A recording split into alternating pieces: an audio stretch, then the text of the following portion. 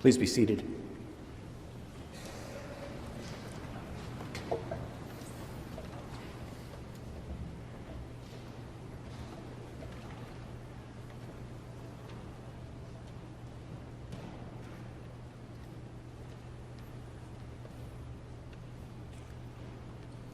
What are you waiting for? It's a pretty simple question, right? Depending on how it's emphasized, though, it could mean a variety of things. What are you waiting for? Get a move on. Don't miss out. The time is now. The readiness is all. What are you waiting for? We're all stuck here. Maybe we're all expecting the same thing, but maybe not. Maybe we actually want different things. So, what are your hopes and your dreams? What are you waiting for? You tell you're waiting for something or someone. Who or what is it that is making you shiver with anticipation?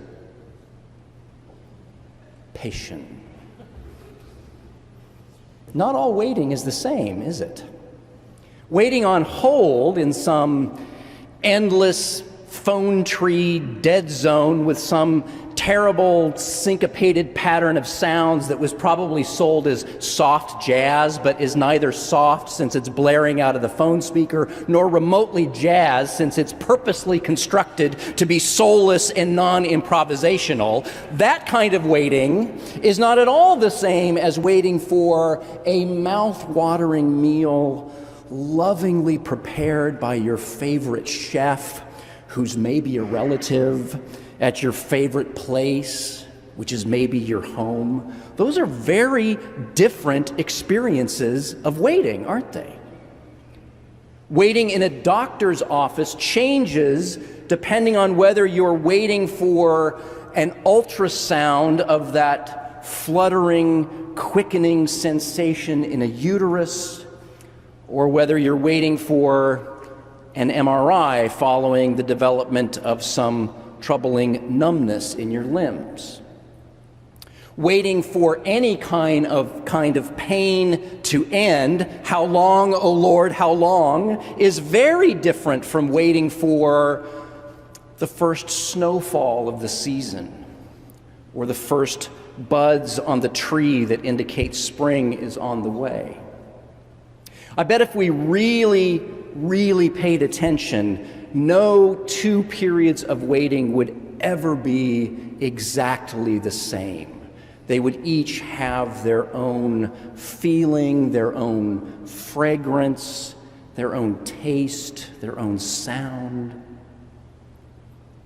The Israelites waiting in exile, the disciples waiting for Jesus' next lesson, the church at Corinth waiting for Paul's next letter, maybe even the psalmist waiting for inspiration, finding it hard to write the next line. I mean, what rhymes with Manasseh anyway? None of those waitings are the same. Now, we heard the end of one of Isaiah's Psalms of Lament today.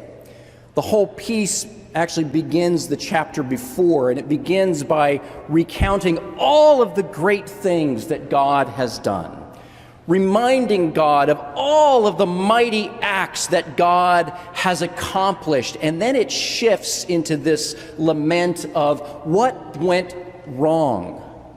Where did you go? You disappeared and terrible things started to happen. You hid yourself. And we transgressed. Come back here. Come back and be God. Fix this. We've probably all felt that way at times, perhaps maybe even more so in recent days. Looking around at the world and all of the major wars in the Ukraine and in Israel and Gaza, in Myanmar, throughout Africa, the drug war in Mexico, the gun violence in the United States, looking at the climate crisis, looking at the corruption and lies that so many leaders seem to revel in, looking at all of this, it's hard not to ask, where are you, God? Why are you not down here dealing with this? But that's the Muzak vaporwave soundtrack on hold, waiting for the scary MRI results and the heartache to end kind of waiting.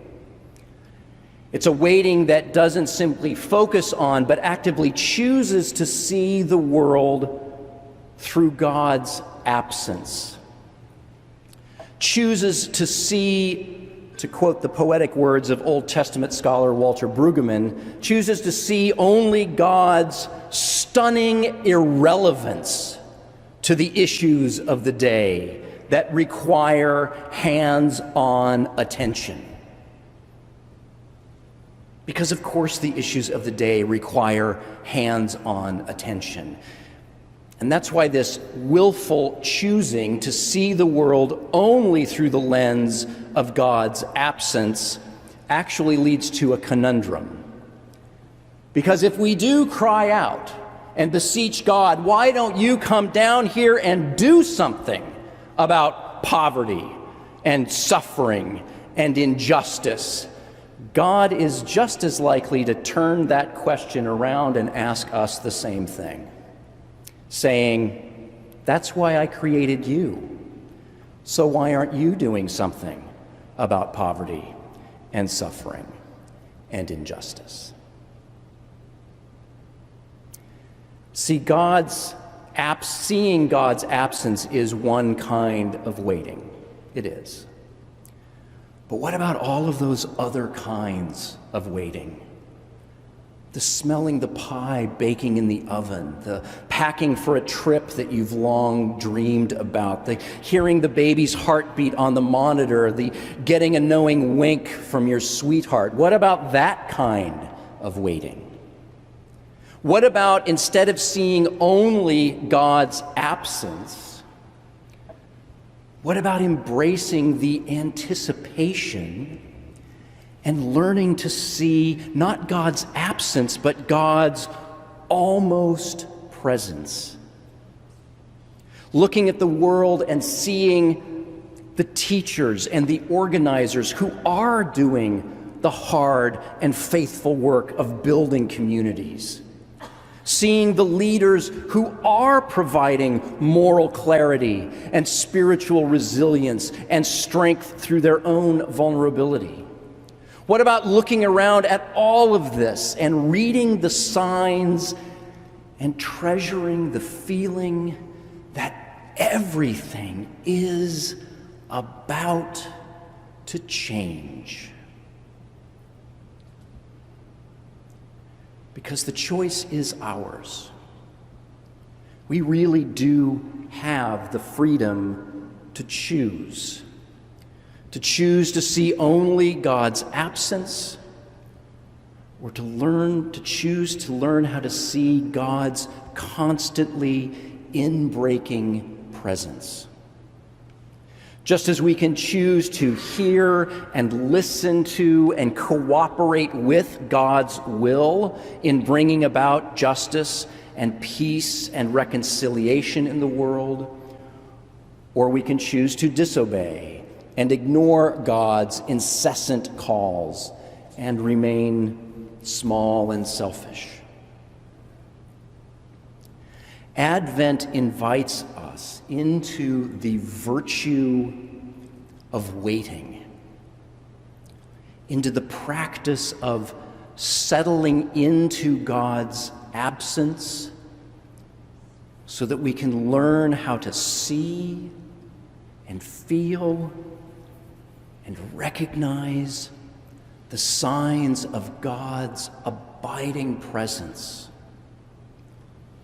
Because it is only from that still, centered, spacious place where we can truly discern and decide how we can best manifest God's will in doing something about any of the ills that plague us. So in these next several weeks, whenever you find yourself growing impatient and wanting to cry out, "How long, O Lord?" I invite you simply to notice that and take a breath and ask yourself, what kind of waiting am I doing? The absent God kind or the almost present God kind? What is it that I'm getting impatient about? And is it really that important? Really? I mean, maybe it is, but maybe it's not. And after you've taken that initial breath, I invite you to look around and see who it is that is waiting with you. And finally, see if you can let yourself sink past the frustration and drop down into anticipation. Because that's where you will begin to get in touch with what it is that we are all really and truly waiting for. Amen.